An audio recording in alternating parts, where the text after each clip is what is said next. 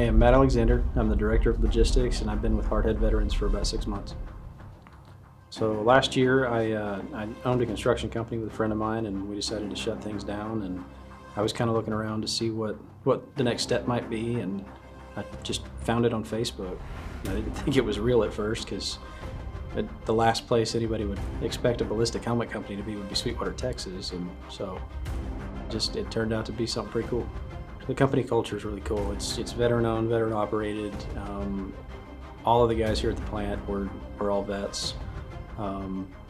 The culture itself is great. It's almost like being back in the thick of it with your buddies, kind of almost back to a line unit kind of thing. I just happened to talk to a guy one day that had just gotten back, and he said, "Hey man, I'll let you talk to my recruiter." And I told him I'd kill him if he sent a recruiter after me. And he did anyway, and it turned out to be a pretty good thing. So I joined in May of 2008, and I joined National Guard. So 1 weekend a month, 2 weeks in the summertime. I was already married, and my wife was pregnant with our second, and was selling cars, and health insurance benefits weren't great. I joined initially as a heavy construction equipment operator. It had the best benefits for what I was looking for at the time. It had a sign-on bonus, and we wanted to buy a house. Student loan repayment. I had some student loans from when I went to college the first time, and just kind of checked all the boxes for what we needed at the time. Deployed in 2009. I was put with a company that was going to be tasked out as prison guards, and so we did.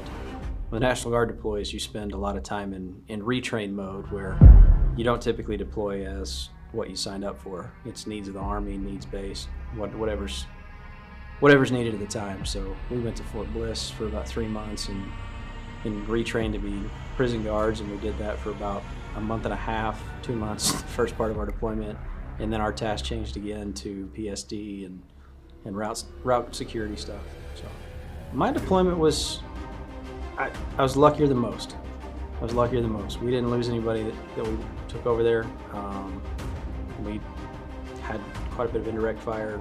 We were at Taji for the first part, and then we were at Victory Base Complex, which is a huge military installation overseas. So it was, we had amenities that a lot of other guys didn't have. We were pretty lucky. Coming home was difficult as well, learning how to live with that person again, because you change a lot over a year. So it was different. I went back to work about 9 days after we got home. The military lifestyle, being National Guard, I mean, we were 1 weekend a month, 2 weeks in the summertime. I spent a lot of time on state active duty stuff or fighting wildfires. Spent some time in El Salvador on a humanitarian mission. But that camaraderie that you build is short-lived. Typically there were a few guys from my unit that I hung out with in between drill, but it's not the same as when you're on active duty. So I feel like I've found that camaraderie here in a very short amount of time. So when I'm not at work, I spend a lot of time out near Graham. We have some family land that's a little less than 100 acres that I set up a wildlife management plan for a family member of mine. And I spend a lot of time out there trying to cultivate the animals. Got a couple of food plots going. I shred a lot, especially with all this rain we've had. It's been a lot of time on the tractor. My family enjoys it out there. We love to hunt. We've got a couple of different places that we can hunt.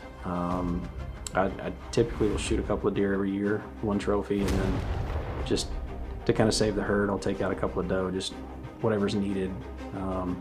Love to bird hunt. It's one of my favorites. I have 2 bird dogs that one just got back from training. She's a German wirehead pointer, and then I've got a German shorthair at the house also. And that's one of the things that we enjoy doing as a family. We like to go out and hunt and play and just be outside and kind of break away from technology and break away from everybody.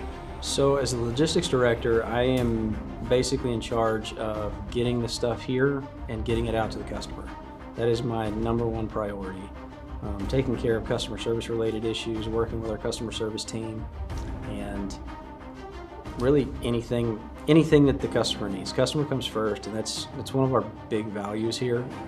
We want to take care of the customer. We want you guys to enjoy what you get from us. We also want you to understand the protection level that you're getting from us, and we want you to be happy with the product. In 5 to 10 years, I would like to be in the same position that I'm in right now. And most people look to advance in some of those things. I feel like I'm pretty close to the top already here at the plant. I fill in for the plant director when he's gone, but for me, I've become comfortable in this role already, and I'm really proud of the things that we're doing here.